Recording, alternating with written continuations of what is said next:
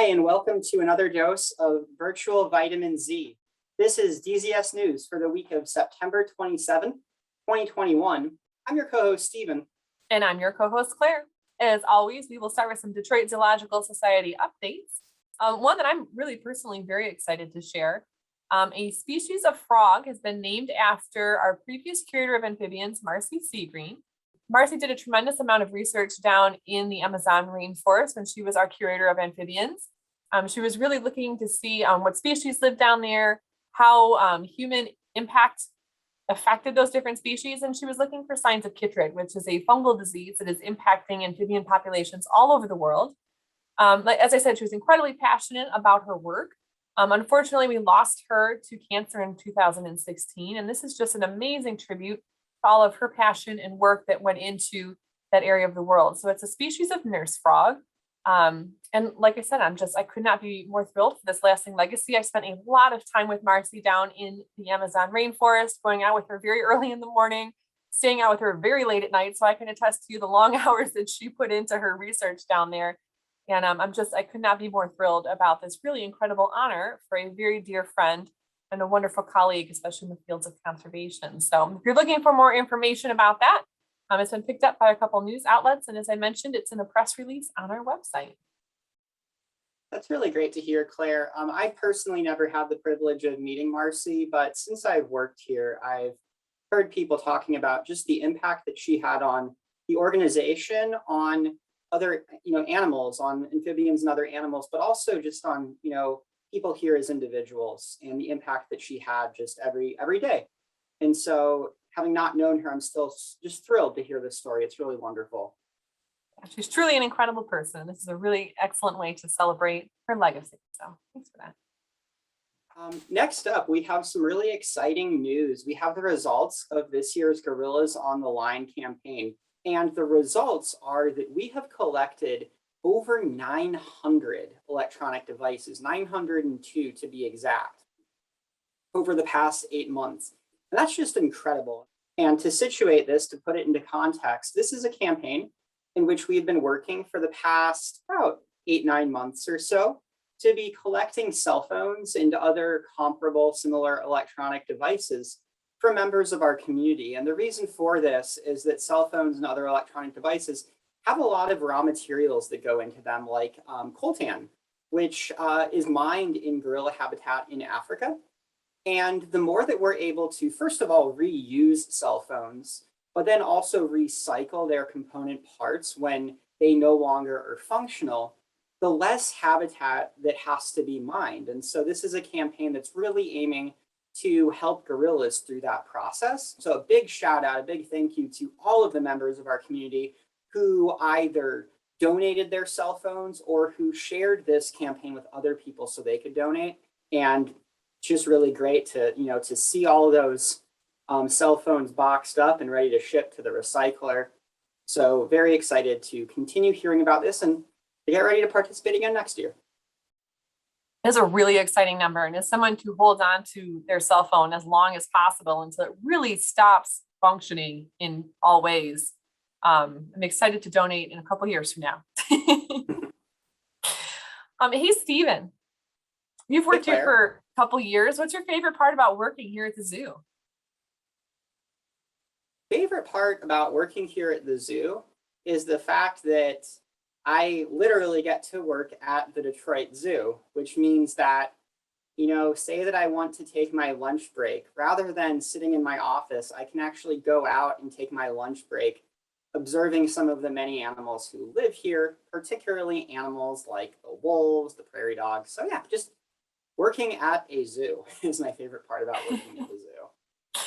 So I think my favorite part is working with a group of folks who are so passionate about animal welfare, conservation, sustainability, and humane education. I mean, I think that the people that we work with are incredible, and we're hiring. So this is your opportunity, or if you know someone who's looking for their next step in their world, send them over to our website, DetroitZoo.org. Check out the jobs that we currently have posted. The Detroit Zoological Society is hiring for several different positions, especially as we move into Zubu and wildlife. And then the retail and concession organization that we partner with, Service Systems Associates, is also hiring. So there are many, many different opportunities. And just like Steven said, I mean, the opportunity to go out and spend almost every day here at the zoo. There's always something new going on. It's a really incredible place to work. So if you're looking for maybe a part-time job, if you know someone who's looking for a job, please direct them our way and to check out all those different opportunities we have, because we would love to have more people join our zoo family. Yeah, and if you take a look at those postings, some of them you might say, oh, I love the idea of working at a zoo, but I want to, I want to work with the animals or something like that. The really cool thing is that one thing that's in common with all of the different jobs here at the Detroit Zoo is, we can say a lot of different things. I would say we are all humane educators. We all have an opportunity to have an impact on people's attitudes and values towards animals and to inspire and help them take actions to help animals. And that's regardless of whether you work in the education department, whether you work in security, in guest relations, you have a more behind the scenes or administrative role. So all of these positions are opportunities to help people help animals. And so I would say that's actually kind of my real answer to the question of what my favorite part is, that every day I go to work, I get to say, you know what, I'm helping animals and helping people help animals. It's a pretty good feeling. And you can join us in having that feeling when you head home from work every day. Love it. Hey, Steven, any new events coming up soon? Yes, actually, Claire, I am so glad you mentioned that, because Zubu is coming up very soon. It is the middle 3 weekends in October, which means it's just over a week and a half or so away. And so get your costumes ready. Claire, maybe you already have it. Yep, you do. You already have a costume picked out. So go ahead and get excited, because it's coming very soon. And one thing that we can now announce too is that in addition to all of the other features we had mentioned, one new feature is that there will be the annual DZS staff pumpkin decoration challenge, which the education department here, we're all on the same team. That said, it's not a competition. That said, the education department here has won it at least the past 2 years that we've done it, I believe. 3 years that we've done it. So yeah, I mean, this is your opportunity to support the voting system that goes in place to vote for like the best competition. And we're excited about it. We come up with some pretty clever ideas, and we're excited to have everybody back out. We really missed Zubu last year. Great opportunity to come back out, enjoy the zoo in a really great time of the year. A lot of the animals are up and a little bit moving around more in the cooler temperatures, just like we all are. We're, trying to move around on a 95-degree day, but in the fall, it's beautiful out here at the zoo. So come on out. Zubu tickets are being sold online, DetroitZoo.org, and check out the events page to buy those Zubu tickets in advance. And wildlife tickets will be up for sale soon too, but let's get fall taken care of first, and we'd like to see you out for the Halloween season.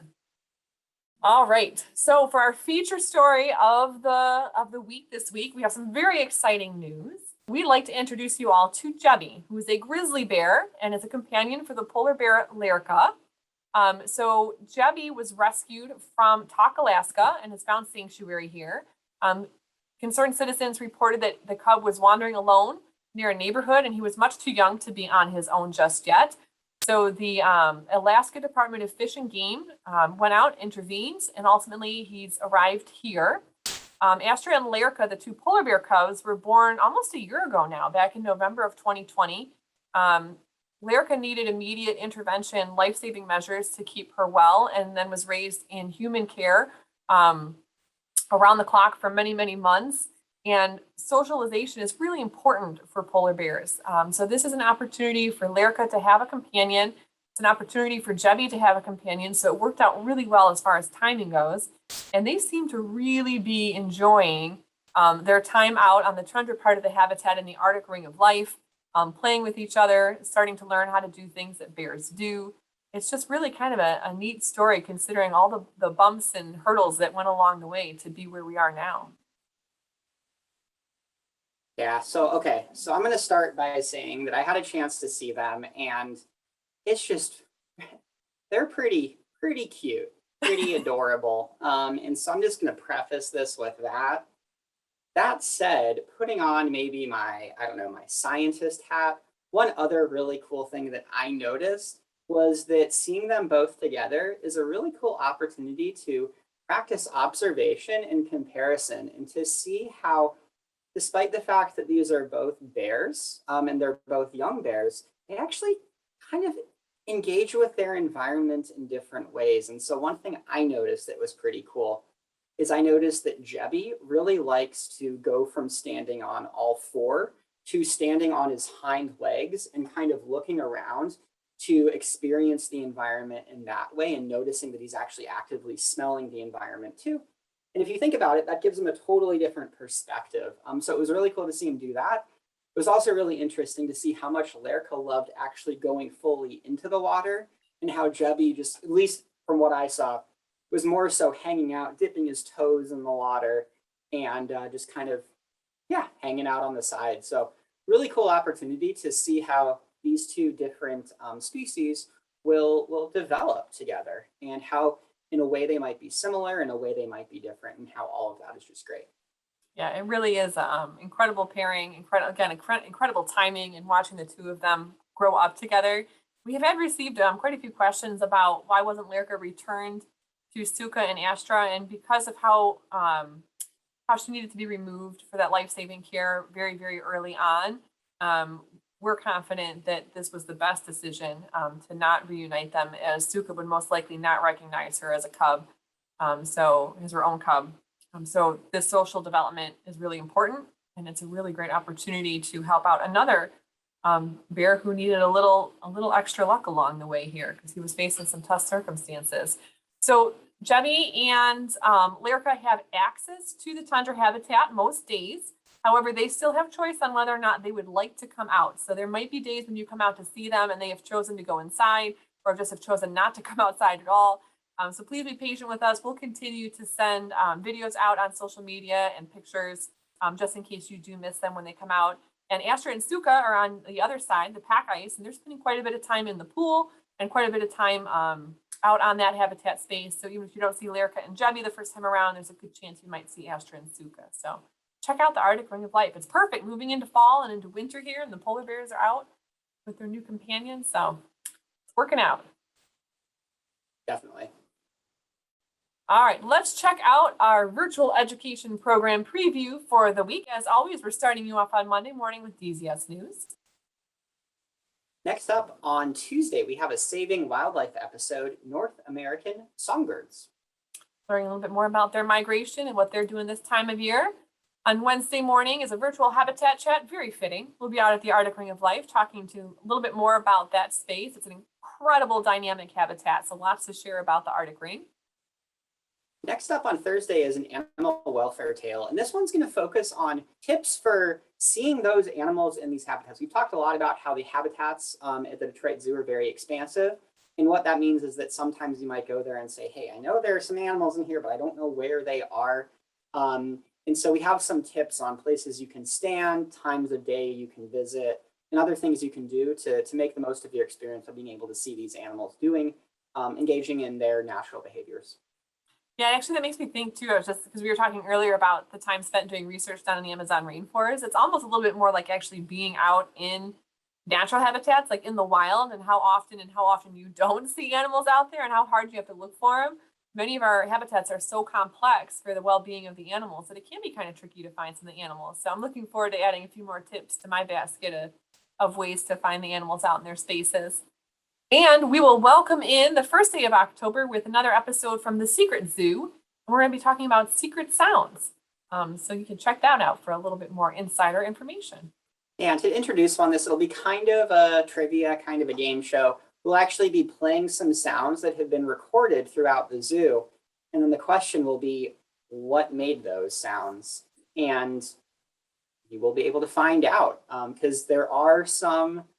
One thing about working here is that the soundscape of the office is a little bit different from what it might be working in, say, a building downtown. It is the truth. And as always, if you're in need of a little bit of virtual vitamin Z, we have that available to you at the BelleIsleNatureCenter.org website and the DetroitZoo.org website, the virtual backyard with video lessons and other information for you to download and use on demand whenever it fits your schedule. and our virtual vitamin Z lessons, again, available online for you to access at any point. So you can get a little bit of Detroit Zoo and a little bit of the Belle Isle Nature Center, no matter where you are in the world. All right, that is all we have for this week. Thank you so much for joining us. And as always, stay healthy, Detroit.